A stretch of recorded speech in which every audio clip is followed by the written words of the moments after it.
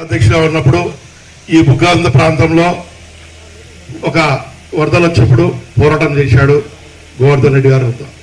కానీ ఆ రోజు వరదలు వచ్చినప్పుడు మొట్టమొదటి స్పందించింది తెలుగుదేశం పార్టీ ఎమ్మెల్యే ఖలీల్ బాషా గారు. ఆ రోజు సుమారుగా 3500 మందికి మన ఈ బైపాస్ రోడ్లో ఫ్లడ్స్ కాలనీ అని చెప్పి వరద కాలనీకి బాధితులందరికీ ఆ రోజు తెలుగుదేశం పార్టీ ఎమ్మెల్యేగా ఉన్న ఖలీల్ బాషా గారు ఇమీడియట్ గా స్పందించి ఇక్కడ రవీంద్ర ప్రాంతంలో ఉన్న అందరికీ ఇళ్ల పట్టాలు వేయడం జరిగింది, ఇల్లు కట్టడం జరిగింది.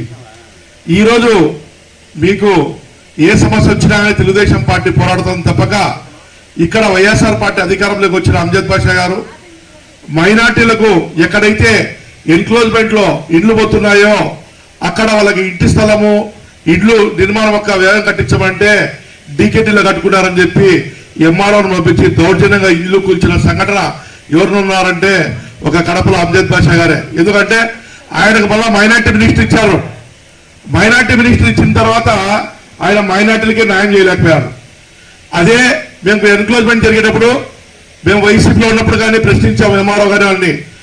నిరుపేదలైన మైనార్టీ లాంటి వాళ్ళు వాళ్ళకి ఇచ్చింది డీఫారాలు గవర్నమెంటే, కట్టుకునింది ప్లానింగ్ అప్రూవల్తోనే, ఎందుకు మీరు వాళ్లకు డబ్బులు కట్టేవారని చెప్పి పోరాడాం.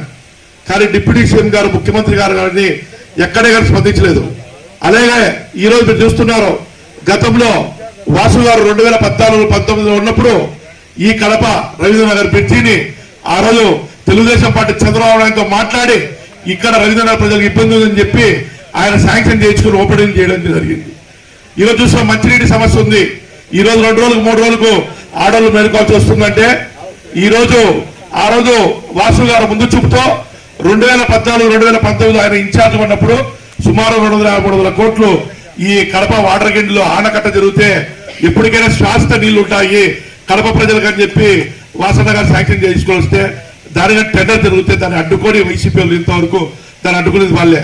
ఈరోజు మంచి నీటి సమస్య కారణం కానీ వైసీపీ నాయకులే. ఎందుకంటే ఈ పథకం ఎలాగైతే అమలైతే చంద్రబాబు నాయుడు గారికి వాసు గారికి పేరు వస్తుందో అని చెప్పి చేశారు. అందుకు మీరు ఆలోచించండి. ఈరోజు మాధవరెడ్డి గారు ఎక్కడికి పోయినా ప్రశ్నిస్తాండ్రు. ఎందుకు ప్రశ్నిస్తాండ్రు? మీకోసం ప్రశ్నిస్తాండ్రు. ఈరోజు రోడ్లు లేవు, కాలువలు లేవు, మంచినీటి సమస్య ఎక్కువ ఉంది అని ప్రశ్నిస్తా అంటే ఆమె మీద కానీ కామెంట్ చేస్తాండ్రు. ఒక మహిళని చూడకుండా వేరే వద్ద తిట్టిస్తాండ్రు. ఇది భావమేమో అడుగుతున్నాం. ఈరోజు చూస్తున్నాం డిప్యూటీ సీఎం సోదరుడు ఏ విధంగా మహిళలను ఎంత దౌర్జన్యంగా మాట్లాడుతున్నారంటే మీరు అందరూ వీడియో చూసే ఉంటారు. ఈ రోజు వాళ్ళకి మహిళలనే లేదు. ఈరోజు చూస్తున్నాం ఇక్కడ రవీంద్రనగర్ ప్రాంతం అంతా నిరుపేదలైన వాళ్ళంతా ఎక్కువ పనులు పోయే వాళ్ళే. ఈరోజు బ్రాంచీలో 120-130 రూపాయలు ఉన్న బ్రాంచీలను 300 రూపాయలు చేసి వాళ్ళను ఈరోజు తాగుడు పోతలందరినీ పాపం చంపేదానికి ఎంతో మందిని చనిపోయారు.